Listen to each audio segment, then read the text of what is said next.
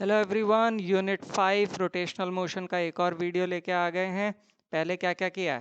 पहले हमने centre of mass, equations of rotational motion और टॉर्क पढ़ा है। इस वीडियो में क्या पढ़ेंगे? एंगुलर मोमेंटम क्या होता है, ज्योमेट्रिकल मीनिंग क्या होता है एंगुलर मोमेंटम का। चलिए, क्या आपको पता होना चाहिए? सबसे पहली चीज, टॉर्क टाउ से रिप्रेजेंट करते हैं। It gives the turning effect of the force about the fixed axis. Tau is equals to x F y minus of y F x होता है। Linear momentum p, it is the quantity of motion contained in a body and is equal to the product of mass and velocity, p equal to mv. Then velocity, v is equal to dr by dt. कुछ mathematical formula जैसे कि sine alpha minus theta is equal to sine alpha cos theta minus cos alpha sine theta, और D by D T of X Y is equals to x D Y by D T plus Y D X by D T, इसे product rule कहते हैं। Angular momentum, it gives the turning effect of the linear momentum about the fixed axis, and it is measured by the product of magnitude of linear momentum and perpendicular distance of the line of action of linear momentum from the axis of rotation. Formula है L is equals to R cross P, यानी कि r p sine theta n cap, जहाँ पे theta is the small angle between R and P and n cap is the unit vector along L। ऐसा unit होती है kg metre square per second. Dimensional formula है ml2t-1। ये एक vector quantity है जिसकी डायरेक्शन हम राइट हैंड स्क्रू रूल या राइट हैंड थंब रूल से निकाल सकते हैं। Relation between torque and angular momentum, तो अभी हमने देखा L is equals to are cross P. Now differentiating both sides with time, यहाँ हमने लगाया प्रोडक्ट रूल, तो R cross D P by D T plus P cross D R by D T. अब D P by D T आपका होता है F और D R by D t होता है वी। अच्छा, अब यहाँ ध्यान देखो, v क्रॉस v, और हमें पता है i cross i, j cross j और k क्रॉस k जीरो होता है, तो मेरे पास क्या आ गया? r क्रॉस f होता है टाउ प्लस जीरो, तो मेरे पास आ गया tau is equals to d L by D t, which is the relation between torque and angular momentum. Expression for angular momentum in Cartesian coordinates, तो हमने कहा कि torque rotating a particle in x y plane का क्या formula था? Tau is equals to x F y minus of y F x. According to Newton second law, F x is equal to d p x by D t, या हम लिख सकते हैं d by D T of m v x, क्योंकि p होता है M we, M आ गया बाहर, तो ये आ गया d we x by D T. और सिमिलरली एफ वाई को हम लिख सकते हैं m d we Y by D t. अच्छा, अब हमने क्या किया, ये एफ एक्स और एफ वाई की वैल्यू इसमें पुट कर दी, m हो गया कॉमन, ये आया tau is equals to m x d we Y by D t minus y D we x by D t, ये हो गई इक्वेशन नंबर 1। अब हम क्या करते हैं, d by D T of x v y minus y v x, ये एक अलग से चीज निकालते हैं। तो हमने दोनों को सेपरेट किया, फिर हमने क्या किया, इसमें प्रोडक्ट रूल लगाया, तो x आ गया बाहर, D we Y by D T plus V Y आ गया बाहर, D X by D T. Similarly इसमें प्रोडक्ट रूल लगाया, तो ये टर्म्स आ गई मेरे पास। अच्छा, अब x D we Y by D T plus V Y तो था ही, D X by D T कितना हो गया, वी एक्स। सिमिलरली इसमें हो गया minus of Y D we x by D T, और minus of V X D Y by D T जगह वी वाई लिख दिया। अब ये सेम टर्म्स हैं, कैंसिल हो जाएंगी, तो मेरे पास क्या आया, d by D T of x v y minus of y v x is equals to x d we Y by D t minus y D we x by D T. इसे हमने कहा equation number 2।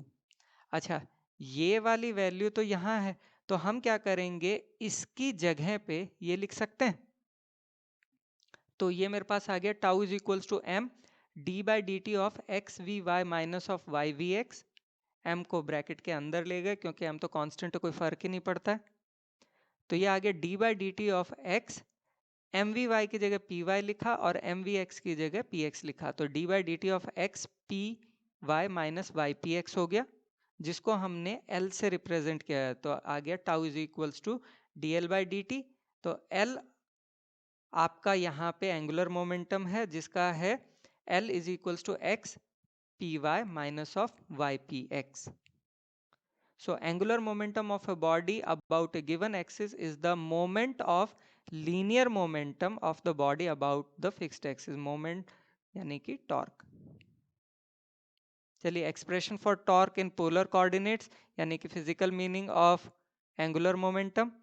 तो हमने क्या किया, हमारा particle जो है P, जिसका position vector R, angle theta और कोऑर्डिनेट्स हो गए एक्स वाई, ये Z एक्सिस के अलोंग मूव कर रहा है। ठीक, तो x is equal to r cos theta and y is equal to r sine theta, ये हमने रिजॉल्व किया। अब हम कह रहे हैं कि ये लीनियर मोमेंटम ऐसा लग रहा था, तो इसकी लाइन ऑफ एक्शन जो है वो एक्स एक्सिस के अलोंग अल्फा का एंगल बना रही है।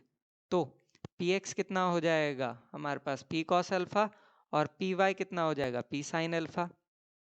अब L इज इक्वल्स टू होता है x P Y minus of Y P x, सारी वैल्यूज हमने रख दी, तो आर पी तो कॉमन आ गया, sine alpha cos theta minus cos alpha sine theta, जिसकी जगह हम लिख सकते हैं साइन अल्फा माइनस थीटा, क्योंकि sine alpha minus theta is equal to sine alpha cos theta minus cos alpha sine theta होता है।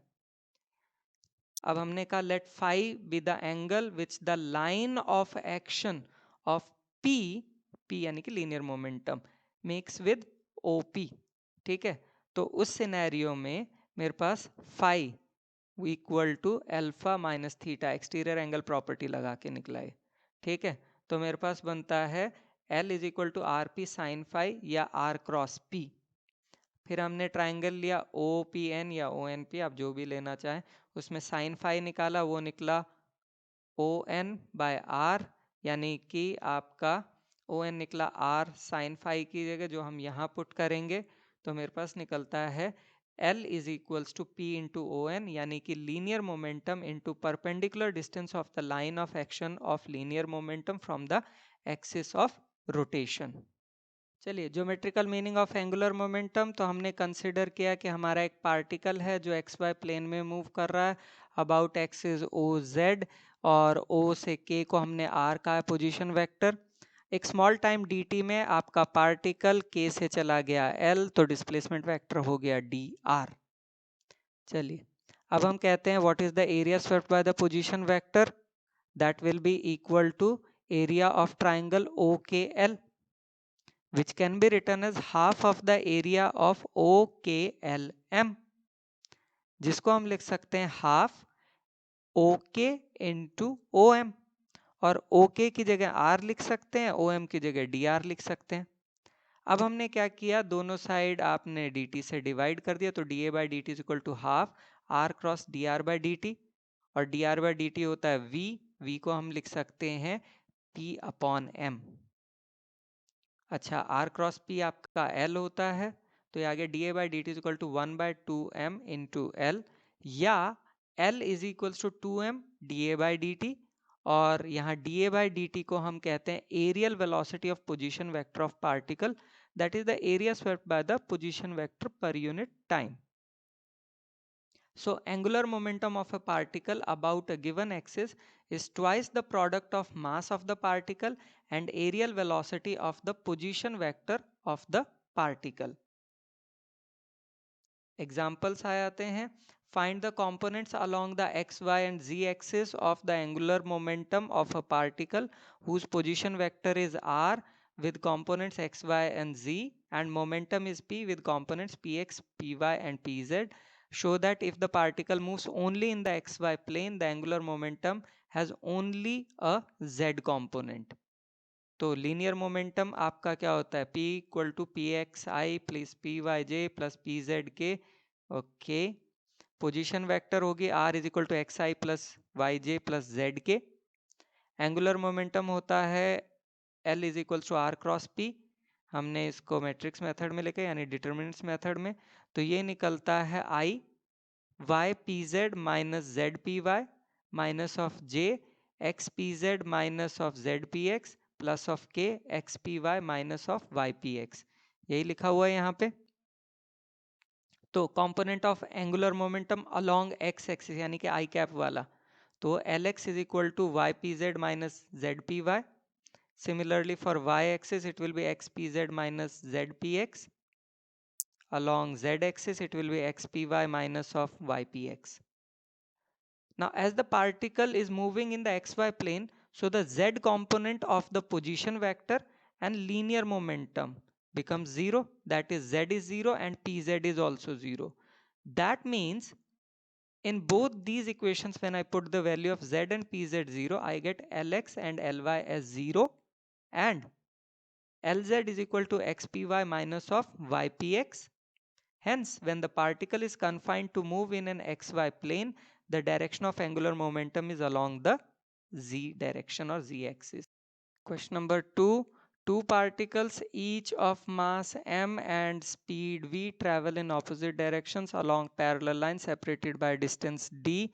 तो ये हो गए दो point moving in opposite directions along parallel lines with velocity same, that is v, और इनके बीच का distance हो गया d. Now show that the vector angular momentum of the two particle system is the same whatever be the point about which the angular momentum is taken. तो पहली बात angular momentum of the system about point P, तो उस scenario में आएगा mv into 0 along this point plus mv into d, this is the distance, so mvd आ जाएगा. Similarly, angular momentum of the system about point Q, that will be equal to mv into the perpendicular distance plus mv into this one, there is no perpendicular distance, so what we get mvd. अब हमने consider किया कि एक point R है जो P से Y के distance पे है, सो पी आर हो गया Y and obviously this will be D minus Y. तो angular momentum of the system about point R वो निकलेगा mv into D minus Y plus mv into Y. ठीक, तो वो भी mvd ही निकला. तो अगर 1, 2 और 3 देखें तो LP, LQ और LR यानी कि angular momentum about P, Q and R is same. That means the angular momentum of the system does not depend on the point about which it is taken. चलिए time to recap. क्या क्या पढ़ा है हमने? तो सबसे पहली चीज हमने पढ़ी एंगुलर मोमेंटम क्या होता है. It gives the turning effect of the linear momentum. L equal to R cross P, L equal to XPY minus of YPX, or L is equals to P into perpendicular distance of the line of action of P. उसके बाद हमने SI unit जो है kg metre square per second. फिर geometrical meaning जिसमें हमने पढ़ा L is equal to 2m dA by dt. dA by dt को एरियल वेलोसिटी कहा जाता है. चलिए असाइनमेंट की बारी आ गई. सिर्फ 4 क्वेश्चन है, पहले खुद ट्राई करो और उसके बाद वीडियो को आगे देखो अपने आंसर्स मैच करने के लिए. चलिए आंसर्स पे आ जाते हैं असाइनमेंट के. पहला question, how is angular momentum related to linear momentum. तो ये तो बड़ा ही आसान है, सीधा सा आंसर है L is equals to R cross P. Second, show that angular momentum about any point of a single particle moving with constant velocity remains constant throughout the motion. तो हमने क्या किया, हमने कंसिडर किया कि एक पार्टिकल है जो v की वेलोसिटी से मूव कर रहा है at point p at any time. ठीक है, तो एंगुलर मोमेंटम एट p कितना हो जाएगा, L equal to R cross p, यानी कि R क्रॉस mv, यानी कि mv r sine theta, where theta is the small angle between R and V. तो R और V के बीच में जो एंगल है उसे हमने थीटा कहा हुआ है. ठीक है, अब अगर इस फिगर में देखोगे तो R sine theta will be equal to OQ, क्योंकि ये R है तो इसके दो कंपोनेंट बनते हैं. ये वाला तो आपका बनेगा कॉस वाला और ये वाला बनेगा R साइन थीटा के बराबर, यानी कि OQ.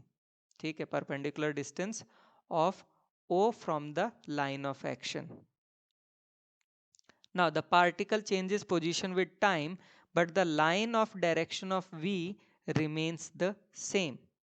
So OQ is equals to R sin theta is equals to constant. As OQ is constant, that means angular momentum is constant in magnitude and direction because it's always perpendicular to R and V. So prove हो गया. Question number 3, which physical quantity is represented by the change of rate of angular momentum? Answer is torque. Question number 4, show that angular momentum of a satellite of mass ms revolving around the earth having mass me in an orbit of radius r is equal to under root of g me ms square into r. तो required centripetal force for satellite होती है F is equals to ms v square upon r. This is equation number 1. Gravitational force between the satellite and the earth is F is equal to G, mass of earth into mass of satellite by r square. From 1 and 2 we equate them. What we get, V is equals to under root of G, mass of earth upon r. Now angular momentum of the satellite, L is equals to ms into V into r. We put the value of V. Now what will happen, this ms when it goes inside, it will be ms square, this will be r square, so 1 r gets cancelled, and what we get, under root of G m e ms square into r, which is the answer. Now it is the time for acknowledgement. Thank you Google, Bing, NCERT, everyone for the images and any data which I took. Thank you so much, and do watch the next video which is on equilibrium of bodies. Thank you so much.